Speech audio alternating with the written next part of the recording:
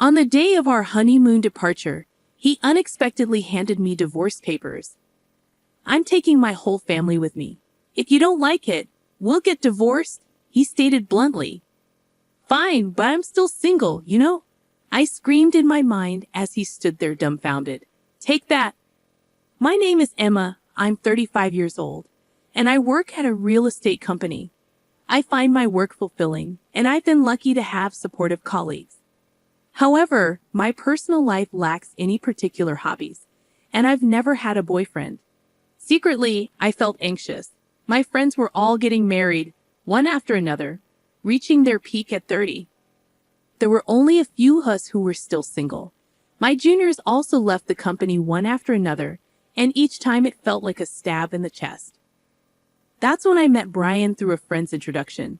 He was 2 years younger and had a smile that tickled my maternal instincts. He spoke few words but always listened to my opinions when making decisions. He always prioritized my thoughts. Never having any experience with men before, I quickly fell for Brian's personality. Our relationship developed smoothly. When I mentioned marriage, he responded, "Then let's get married." When it came to marriage, a dozen decisions had to be made: the wedding ceremony, honeymoon, and a new home to live together. It was a once-in-a-lifetime major event, so I wanted to make decisions together. But no matter what we decided, he would always listen to my opinion, never expressing his own, just agreeing with me. Brian's personality felt a bit unreliable, and I started to feel dissatisfied with him. There was another thing that troubled me: my relationship with my mother-in-law. She was completely different from Brian's easygoing nature. She didn't listen to my opinions and immediately imposed her own ideas. "Emma, when you get married, of course, you'll quit your job and focus on taking care of the house, right? At your age, if you don't hurry, you won't be able to have children. Brian is working hard, so as a woman, you should focus on the family. It's the wife's duty to support her husband," she insisted when I went to greet her. She still held on to such old-fashioned ideas. The truth is, I earned more money than Brian. He didn't seem to think much about it and even told his parents. But his mother didn't seem to like it.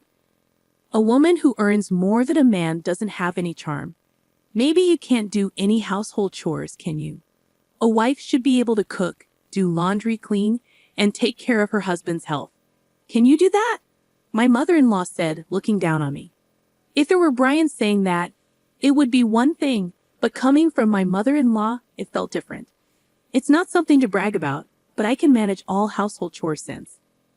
I've been living alone for quite some time, and I have no intention of giving up my job after marriage. I want to prioritize myself as much as Brian. That's what I thought. But when my mother-in-law criticized me, instead of standing up for me, Brian nodded along with her statements. Because of that, I began to feel uneasy about him. Can I really rely on someone like this for the rest of my life? Well, Brian is younger than me after all. Maybe he'll become more reliable in the future. If this marriage falls through, I might never get married in my life. Anxiety and desires clash in my mind, swirling around in an endless conflict. However, time doesn't wait, even if I'm troubled. There are so many things I need to decide for the wedding: the destination for the honeymoon, applying for time off from work, and so on. The to-do list keeps piling up. With a sense of unease, I spend busy days preparing for both work and marriage. One day, I consulted Brian. "I think, considering our work, we can only take a long vacation at this time. So is it okay to have the honeymoon during this period?" "Yeah, I think it's fine," Brian replied. Both Brian and I have similar quiet periods at work. If we want to take a long vacation, this is the only timing we have. The problem is the wedding venue. The place I've always dreamed of is so popular that it's booked for over a year in advance. In that case, what about going on the honeymoon before the wedding? I suggested. I looked it up, and it seems some people do that. If we have the wedding first, it will be another 2 years before we can go on the trip. "If you're okay with that, Emma, then I'm fine with it too," Brian said. I thought Brian wouldn't object, but his easy agreement surprised me. At this rate, it seems like all my opinions will be accepted. For the honeymoon destination, the menu for the wedding, and the decoration of the venue, I do have a desire for Brian to express his own opinions a little, but it's better than being opposed. So whenever I found a moment, I continued to make progress with the preparations for both the honeymoon and the wedding. In the end, we settled on Europe as our honeymoon destination. I debated until the last minute between Hawaii and Europe. Hawaii is nearby, and I figured there would be another opportunity to go there, so I opted for a tour around Italy and France, relishing the picturesque streets and delectable cuisine. I also looked forward to exploring stylish accessories and perhaps purchasing some commemorative tableware, marking the start of our new life together. After considering various schedules and destinations, I completed the application about a month before the tour. By then, I was completely excited. After all, it was my first overseas trip. It was impossible not to feel thrilled. My mind brimmed with everything related to Europe, from buying the necessary items for the trip to planning our activities at the destination. Because of that, any dissatisfaction I had with Brian had completely disappeared. As the honeymoon approached, with just 1 week remaining, Brian suddenly initiated a conversation. "Emma, I have a favor to ask," he said. It was unusual for Brian to ask for something, so I wondered what it could be. Could it be about the trip? Did he find a place you wanted to visit? Filled with anticipation, I asked, "What is it? What's wrong?" He innocently made the request, "I want to go to see Taylor when we're in Paris. Mom really wants to go there." My mother-in-law? Wait a minute. What did he mean? I couldn't keep up with this sudden situation, but Brian replied as if it were obvious. Since everyone is going, we'll all be together even during the trip, right?" "What do you mean by everyone?" "It's a honeymoon, so it's obvious that it's just you and me going," I countered. "But my mom thinks it's normal for the whole family to go," Brian explained. First of all, I began, my mind racing with conflicting thoughts. I realized the gravity of the situation. "I only made reservations for 2 people, you and me, Brian," I clarified. "The tour deadline was 7 days ago, so today is the last day to register. Regardless of whether we go together or not, I only booked for 2 people, so there's no way we can go." "If you ask the travel agency, they can figure something out," Brian suggested. As I stood dumbfounded by his statement, the intercom in the house rang. On the screen, I saw the figure of my in-laws.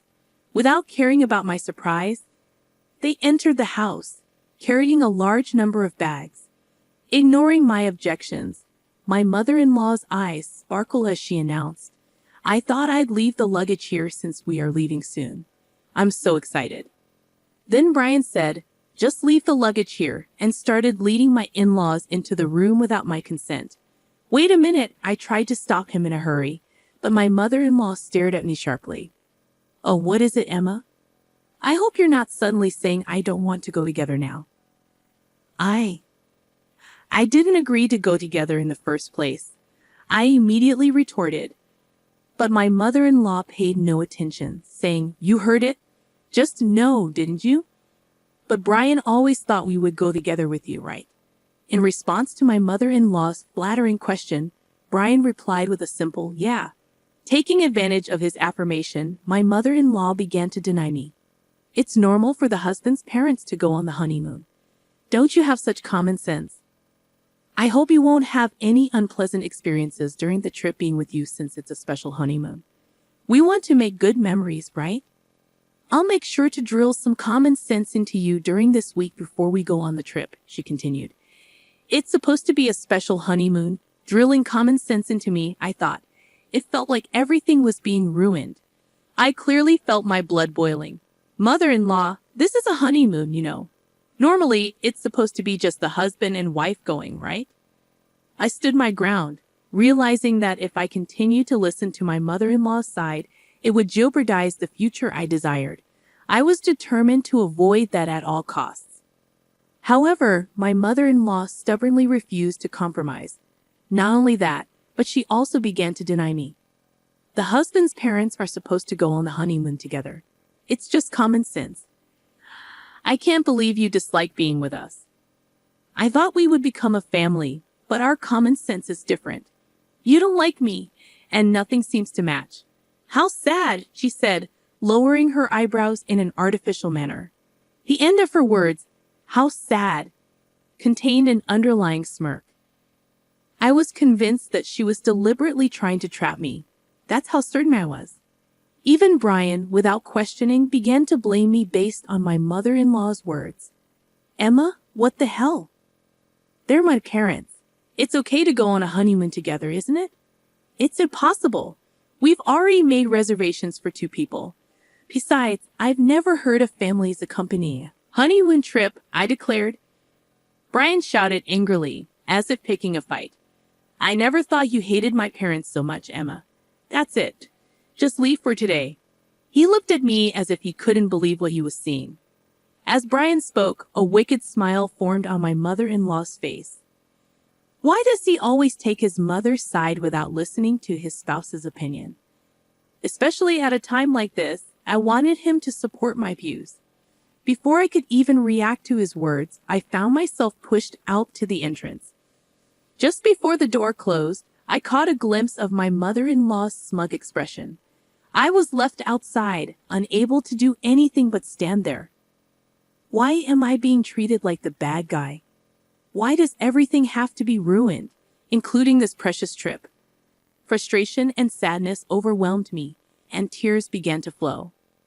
A few hours later, I received a message from Brian.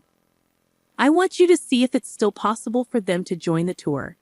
If not, we'll cancel this trip and apply for a tour where all 4 of us can go. Please think rationally. If you reconsider, we can figure it out properly. I didn't think I was in the wrong, so I had no reason to apologize or respond.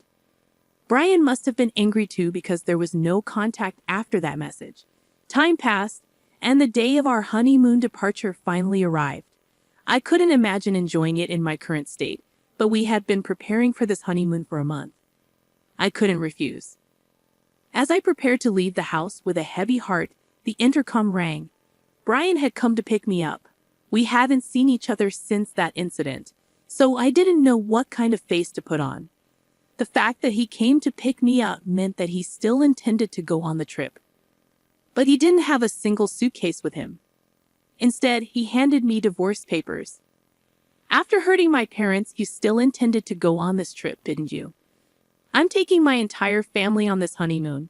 If you don't like it, let's get a divorce. My mom said it would be better that way, he said, thrusting the divorce papers in front of me. In that moment, I finally realized what kind of person he was.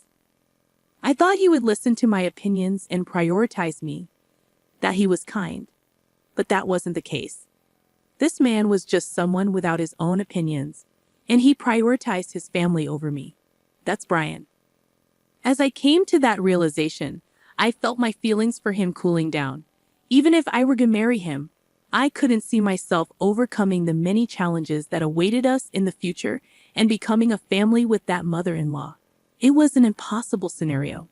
Determined, I pointed at the divorce papers in front of me and said, "Sure, but I'm still single, huh?" Brian exclaimed, clearly surprised by my words. Single? What do you mean? Weren't you listening? We talked about going on the honeymoon but delaying the registration until the day of the ceremony. I made sure to get your permission, Brian. You didn't forget, did you? The marriage certificate is still in the drawer, and you even said, if you are fine with it, Emma, then I'm fine too. That's right. Divorce or not, we're not even married yet. There's no problem with going on the honeymoon with my maiden name. Perhaps you remembered my words, I said as Brian's expression suddenly changed. But immediately, he turned red and raised his voice in frustration. Are you out of your mind to give up on marriage just because of a honeymoon? Get a grip, Brian exclaimed, matching my intensity with his own strong voice. This is the result of me being rational. I've been so desperate to get married that I couldn't see reality clearly. I don't think I can be happy marrying someone who doesn't listen to the opinions of their future spouse and doesn't support them. I'd rather stay single for life. Thanks for making me think that way. Haste makes waste. I keenly felt that this saying was true. Hey, Emma, let's calm down and start over from scratch. Okay, he pleaded. He looked like he was about to cry, his voice trembling. But I wouldn't be fooled anymore. I would break free from this guy. Without realizing it, I found myself shouting loudly at Brian. If you're so desperate for a family trip, why don't you go with your family of 3?